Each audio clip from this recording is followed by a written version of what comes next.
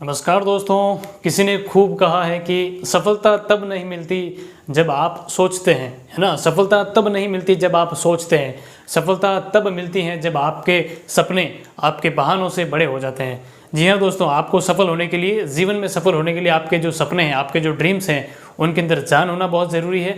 आपके जो बहाने हैं उनको साइड में करना बहुत ज़रूरी है। आपके सपनों में वो ताकत, वो जुनून और वो जोश होना चाहिए जो आपको एक सफल इंसान जरूर बनाए। और आपको सपनों के अंदर जो पाने के लिए जो इच्छा है, दृढ़ शक्ति ना, इच्छा शक्ति जिसको अपन कहते हैं, वो होना बहुत ज़रूरी है। अगर ये सब चीज़ें हैं, आपके सपनों के अंदर जान है, इच्छा शक्ति आपकी मजबूत है, डेडिकेशन और डिटर्मिनेशन पावर आपका अच्छा है, तो आप जरूर एक दिन सफल होंगे। नमस्कार दोस्तों, मैं हूं अनिल कुमार और आप देख रहे हैं लर्न नर्सिंग कंसेप्ट। जी हां दोस्तों, हम डिस्कस कर रहे थे कुछ टॉपिक्स के नॉर्मल वैल्यूज़, है ना। उसी कड़ी को हम आगे कंटिन्यू करते हुए आज कुछ और बॉडी के बहुत ही इंपॉर्टेंट टॉपिक्स डिस्कस कर रहे हैं जिनकी नॉर्मल वैल्यू हमने यहाँ पर लिख रखी है। जैसा कि आप देख रहे हैं, इलेक्ट्रोलाइट्स वैल्यू।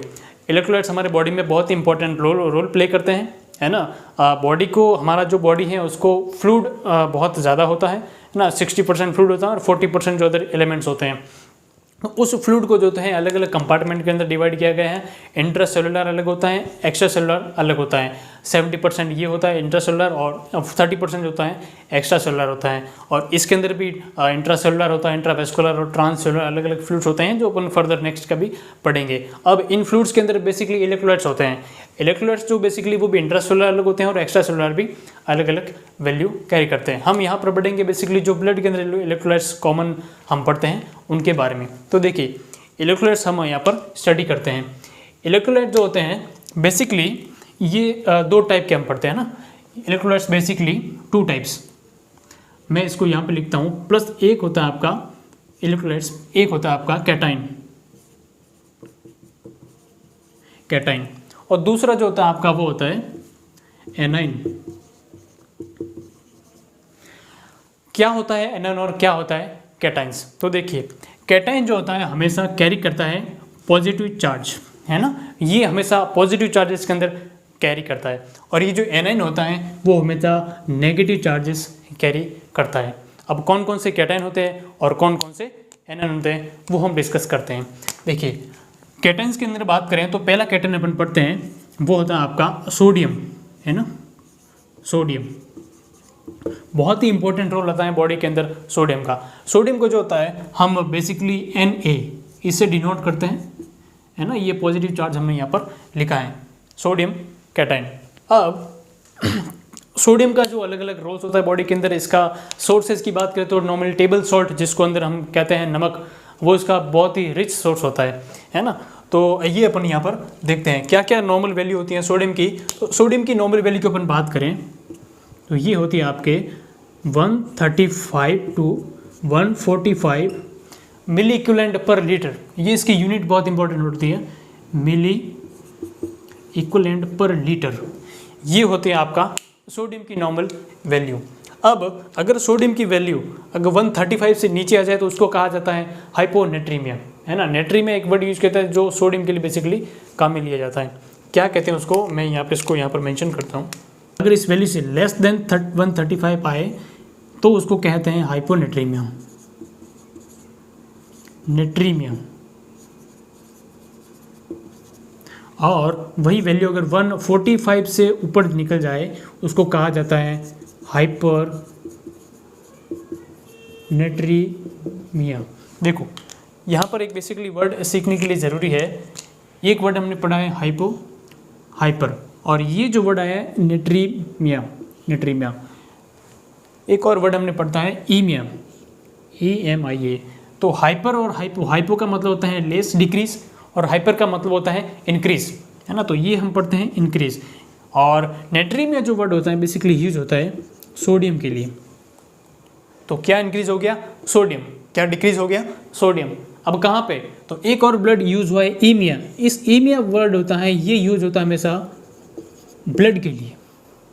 ईमिया जैसे हम पढ़ते हैं एनीमिया, मतलब आरबीसी का लेवल कम हो गया है, ब्लड का लेवल कम हो गया है ना। तो ये जहाँ भी अगर आपका ब्लड का ईमिया वर्ड आता है उसका मतलब होता है ईमिया वर्ड यूज फॉर ब्लड। तो decrease sodium in blood, hyponatraemia, हाइपरनेट्रीमिया। तो ये हमने सोडियम की नॉर्मल वैल्यू देखी। अब अपन बात करते हैं एक सेकंड इलेक्ट्रोलाइट्स, उसको हम कहते हैं पोटेशियम। पोटेशियम को हम डिनोट करते हैं K से, इसका positive charges because it is a cation. Potassium का जो रोल्स होता है बेसिकली मसल के अंदर इंपॉर्टेंट रोल प्ले करता है, स्मूथ मसल्स के अंदर। और इसकी जो नॉर्मल वैल्यू हम देखते हैं, है ना, सोडियम पोटेशियम, सोडियम हमने देखा, पोटेशियम, इसकी नॉर्मल वैल्यू होती है आपके 3.5 to 5.0 milliequivalent per litre, है ना।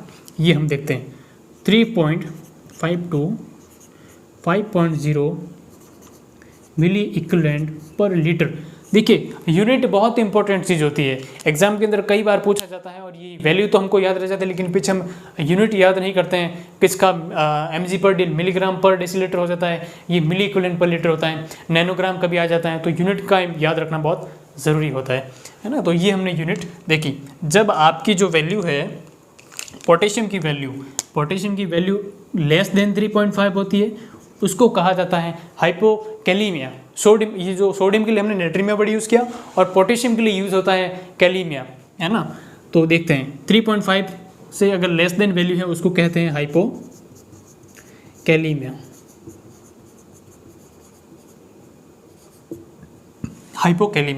है ना। और वही वैल्यू अगर आपकी मोर देन 5.0 से मिली इक्विवेलेंट पर लीटर से ज़्यादा हो जाए उसको कहा जाता है हाइपर कैलीमिया। यानी बहुत इंपॉर्टेंट वर्ड्स है और इनका जानना भी ज़रूरी है। देखो हाइपो, अगेन हमने पढ़ा, हाइपो मतलब डिक्रीज, क्या डिक्रीज, पोटेशियम। और कैलीमिया जो वर्ड यूज होता है वो पोटेशियम के लिए यूज़ हुआ है, और ईमिया जो वर्ड हमने अभी यहाँ पर देखा किसके लिए यूज़ हुआ है, ब्लड के लिए। देखो हमने पोटेशियम देखा, सोडियम देखा। नेक्स्ट इलेक्ट्रोलाइट जो होता है बॉडी के अंदर उसकी अपन बात करें तो मैं यहाँ पर मेंशन करता हूँ सोडियम, पोटेशियम।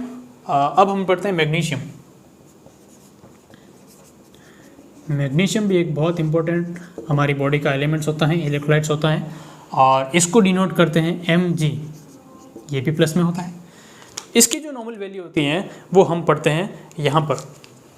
मैग्नीशियम की जो नॉर्मल वैल्यू हम लिखते हैं basically 1.3 to 2.5 milliequivalent per litre.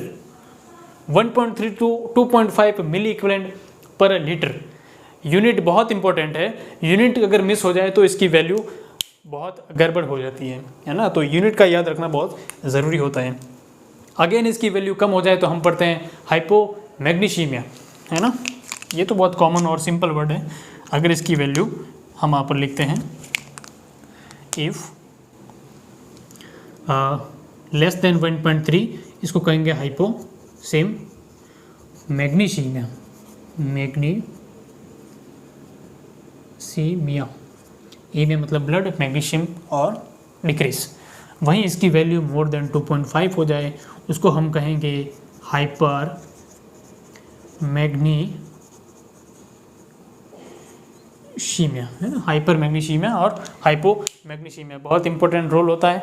कुछ ड्रग्स भी होती हैं जो हाइपो मैग्नीशियमिया करवाती हैं, हाइपर मैग्नीशियमिया करवा देती है ना। सोडियम के लिए बहुत ही कुछ लेवल कम कब होता है, ये पैथोलॉजिकल कंडीशन के अंदर होती है। कुछ ड्रग्स होती हैं, हमारा डाइटरी इंटेक कम हो जाता है, अच्छा इंटेक तो करते हैं लेकिन उसका एक्सक्रीशन प्रॉपर नहीं होता है, तो उसके लिए भी हाइपरनेट्रीमिया हो जाता है। या हमारा जो होता है हाइपो कब होता है, जब एक्सक्रीशन ज़्यादा हो जाता है, इंटेक कम हो जाता है, नील पर ओरली NPO हम रहते हैं, फास्टिंग जो बेसिकली कंडीशन होती है, वॉमिटिंग हो जाती है, उसमें इलेक्ट्रोलाइट्स का बैलेंस डिस्टर्ब हो जाता है ना। और कुछ डिजीज कंडीशन के अंदर भी हो जाता है, इनका लेवल कम और ज़्यादा। हाइपो जो डायलेशन वगैरह हो जाता है, बॉडी के अंदर फ्लूइड का लेवल बढ़ जाता है, उसमें भी इनका लेवल ऊपर नीचे हाइपो या हाइपर हो जाता है।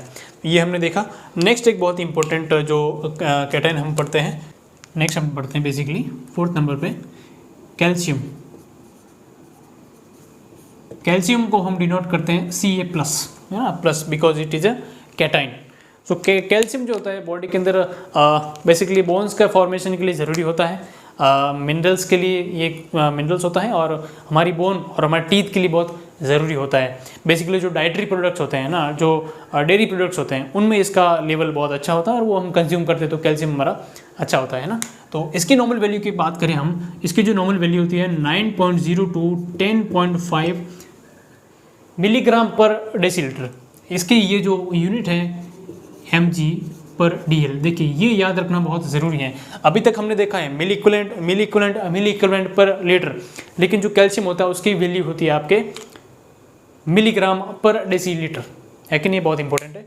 और जब इसकी वैल्यू हम पढ़ते हैं लेस देन 9, उसको कहा जाता है हाइपो अगेन, और कैल्सीमिया, और इसकी वैल्यू अगर मोर देन 10.5 से हो जाए तो उसको कहा जाता है हाइपर कैल्सीमिया, है ना। अब हाइपोकैल्सीमिया जब बॉडी के अंदर होता है तो ये एक बहुत ही एग्जाम में फेमस सवाल होता है। 2 साइन यहाँ पर हम पढ़ते हैं। कौन कौन से साइन होते हैं? एक जो साइन होते हैं बेसिकली, ये हाइपोकैल्सीमिया जब होता है तो हमारी बॉडी के अंदर स्पाज्म होता है, इसको कहा जाता है टिटेनी। क्या कहा जाता है? टिटेनी। टिटेनी का मतलब होता है स्पाज्म, मतलब हमारी मसल्स के अंदर स्पाज्म होते हैं। वो स्पाज्म बेसिकली 2 जगह पर होते हैं। कौन कौन सी 2 जगह पर होते हैं? वो होता है पहला आपका कार्पोपेडल स्पाज्म, और दूसरा होता है आपके फेशियल मसल का स्पाज्म, है ना। तो कार्पोपेडल स्पाज्म पहला होता है कार्पोपेडल स्पाज्म, और दूसरा होता है आपका फेशियल मसल स्पाज्म, है ना, फेशियल मसल स्पाज्म। ये जो कार्पोपेडल स्पाज्म है ना, हमारे बेसिकली हैंड के अंदर, इसको डायग्नोस करने के लिए जब एक जो बीपी ब्लड प्रेशर चेक करने का इंस्ट्रूमेंट होता है स्पिग्मोमेनोमीटर, उसके कफ को जब हमारी आर्म्स के अंदर antecubital fossa 1.5 to 2.5 centimetre above apply किया जाता है, और जब एयर को इन्फ्लेट किया जाता है तो ये हमारी जो कार्पोपेडल एरिया है, हमारी जो फिंगर्स और हैंड है, इस एरिया के अंदर बेसिकली स्पाज्म हो जाता है। तो ये इंडिकेट करता है कि आपकी बॉडी के अंदर कैल्शियम की कमी है, हाइपोकैल्सीमिया वाली कंडीशन है। और ये जो कंडीशन होती है उसको एक बहुत ही इंपॉर्टेंट टर्म्स से जाना जाता है। उस टर्म्स का नाम है ट्रोजेस साइन, है ना। एक साइन होता है, I was putted here, carpopedal spasm कहीं होता है उसको कहा जाता है ट्रोजेस साइन, ट्रोजेस साइन। और वहीं आपका अगर फेशियल मसल के अंदर टैपिंग करते हैं ना, इस चीक वाले एरिया के अंदर यहाँ पर अगर कोई टैपिंग करे और पर्सन के अंदर कैल्शियम की कमी है तो फेशियल मसल के अंदर बेसिकली स्पाज्म होता है ना। तो ये हमने पढ़ा टिटेनी, फेशियल मसल स्पाज्म। और यहाँ पर टैपिंग करने से जो साइन होता है उसको बहुत इंपॉर्टेंट नाम से जाना जाता है, उसको कहा जाता है चोस्टेक साइन, है ना। मैं इसको यहाँ पर लिखता हूँ, मल्टीपल टाइम्स एग्जाम के अंदर पूछा हुआ सवाल है चोस्टेक साइन, चोस्टेक साइन। कितनी ही बार एग्जाम के अंदर पूछा सवाल है और रिपीटेड है, हर बार आएगा, हर बार आता है ना। तो याद रख लीजिएगा, ट्रोजेस साइन और चोस्टेक साइन अलग अलग कंडीशन होती हैं। कार्पोपेडल स्पाज्म होता है, कैल्शियम करवाता है। ये हमने देखा कैटायन के बारे में। हालांकि इसके बारे में हाइड्रोजन आयन भी होते हैं, लेकिन जो मेजर होते हैं cation sodium, potassium, magnesium, calcium. इसके अलावा पॉजिटिव चार्ज हाइड्रोजन आयन बहुत सारे होते हैं, उनको भी हम फर्दर कभी पढ़ेंगे, लेकिन इतनी इंपॉर्टेंस नहीं है वो। ऊपर पीएच, जब वह पीएच का डिटर्मिनेशन होता है तब हम वहाँ पर उसका लेवल देखते हैं, है ना। तो ये हमने देखा सोडियम के बारे में, हमने देखा कैल्शियम के बारे में, सोडियम के बारे में, पोटेशियम और मैग्नीशियम। इनका लेवल कम होता है तो हाइपो कहते हैं, लेवल ज़्यादा होता है तो हाइपर कहते हैं। अलग अलग पैथोलॉजिकल कंडीशन होती हैं, किसके अंदर कम होगा, किसके अंदर ज़्यादा होगा, क्या क्या डाइटरी सोर्सेज होते हैं, अच्छा इनके कम होने से क्या क्या ईसीजिकल चेंजेस आते हैं, वो भी इनका एक अलग अलग क्लिनिकल इंपॉर्टेंसी होती है। हम यहाँ पर पढ़ रहे हैं नॉर्मल वैल्यू। अब हम देखते हैं नेक्स्ट एनायंस की नॉर्मल वैल्यू। नेक्स्ट अपन बात करते हैं एनायंस के बारे में, है ना। इलेक्ट्रोलाइट हमने 2 पढ़े थे, कैटाइन। अब दूसरा हम पढ़ते हैं एनाइन। एनाइन जो होते हैं बेसिकली नेगेटिव चार्जेस कैरी करते हैं। बेसिकली 2 एनाइंस होते हैं, पहला होता है आपका फॉस्फोरस और सेकंड होता है आपका क्लोराइड, है ना, क्लोराइड और फॉस्फेट। और ये इनके अलावा बाइकार्बोनेट्स भी होते हैं जो नेगेटिव चार्जेस कैरी करते हैं, जिनका भी जो लेवल है बेसिकली पीएच जो डिटर्मिनेशन में बहुत इंपॉर्टेंट रोल होता है बाइकार्बोनेट्स का, है ना। तो हम यहाँ पर पढ़ते हैं बेसिकली जो पहला एनाइंस है वो है आपके फॉस्फेट। फॉस्फेट देखिए, फॉस्फेट को PO4 से डिनोट करते हैं, PO4। और ये जो होता है बेसिकली नेगेटिव वैलेंसी होती है इसकी ना, क्योंकि ये एनाइन है, सो हमने इसको नेगेटिव चार्ज में लिखा। फॉस्फेट की जो वैल्यू होती है वो होती है नॉर्मली 3.5 to 4.5 mg/dl, मिलीग्राम पर डेसीलीटर इसकी वैल्यू होती है, याद रखना यूनिट मिलीग्राम पर डेसीलीटर, 3.5 टू 4.5। वही हमने देखा इसकी इसकी जो लेवल है अगर 3.5 से कम हो जाए उसको कहा जाता है हाइपोफॉस्फेटेमिया, है ना। I was put it here, less than 3.5 is called hypophosphatemia. Hypo मतलब कम फॉस्फेट और एमिया मतलब ब्लड, मतलब decrease value of the phosphate in your blood, that is known as hypophosphatemia. वहीं अगर बात करें 4.5 से ज़्यादा हो जाए इसका लेवल, उसको कहा जाता है हाइपरफॉस्फेटीमिया। ये दो कंडीशन हमने देखी। और देखो फॉस्फेट और जो कैल्शियम होता है ना, कैटायन हमने पढ़ा था, ये दोनों डायरेक्टली प्रोपोर्शनेट होते हैं। कैसे देखो, मतलब अगर हमारी बॉडी के अंदर इफ कैल्शियम का लेवल अगर बॉडी में ज़्यादा होगा तो फॉस्फेट का लेवल कम होगा। हमेशा याद रखना, बहुत ही इंपॉर्टेंट कंसेप्ट है। जब जब बॉडी के अंदर कैल्शियम का लेवल बढ़ेगा तब तब फॉस्फेट का लेवल घटेगा, है ना। तो मैं यहाँ भी एक लाइन लिख देता हूँ, if calcium level increase then phosphate level decrease. बहुत ही इंपॉर्टेंट कंसेप्ट है और कई बार पूछा जाता है। हमारी बॉडी के अंदर पोटेशियम का फॉस्फेट का लेवल अगर बढ़ जाएगा तो कैल्शियम कम हो जाएगा, कैल्शियम बढ़ जाएगा तो फॉस्फेट कम हो जाएगा, मतलब दोनों एक दूसरे के ऑपोजिट होते हैं। और सेकंड लाइन में लिख देता हूँ, अगर इफ कैल्शियम डिक्रीज देन जो आपका फॉस्फेट है वो क्या हो जाएगा, इंक्रीज, है ना। तो ये बहुत इंपॉर्टेंट वैल्यू होती है। नेक्स्ट अपन बात करते हैं बेसिकली कैटायन जो होता है एनाइन, क्लोराइड। क्लोराइड को हम Cl माइनस से डिनोट करते हैं because it is a A9, negative charges carry करता है। इसकी नॉर्मल वैल्यू की अपन बात करें तो ये होता है आपका 97 टू 107 मिली इक्वलेंट पर लीटर, है ना, मिली इक्वलेंट पर लीटर, 97 टू 107 मिली इक्वलेंट पर लीटर। तो ये इनका लेवल भी अगर कम ज़्यादा हो जाए तो बॉडी के अंदर अलग अलग प्रॉब्लम्स होती हैं और डिजीज़ कंडीशन को हम बढ़ते हैं। तो हमने देखा बेसिकली फॉस्फेट का लेवल देखा, क्लोराइड का लेवल देखा, सोडियम का लेवल देखा, पोटेशियम का लेवल देखा, मैग्नीशियम का लेवल देखा, है ना। तो इसको रिकॉल कर सकते हैं। सोडियम का लेवल है ना 135 से 145 मिली इक्विवेलेंट पर लीटर हमने पढ़ा। कंडीशन कम हो जाएगी तो हाइपो होती है और ज़्यादा हो जाए तो हाइपो होती है। मैग्नीशियम का लेवल हमने पढ़ा, है ना, 1.3 to 2.5 milliequivalent per litre हमने पढ़ा।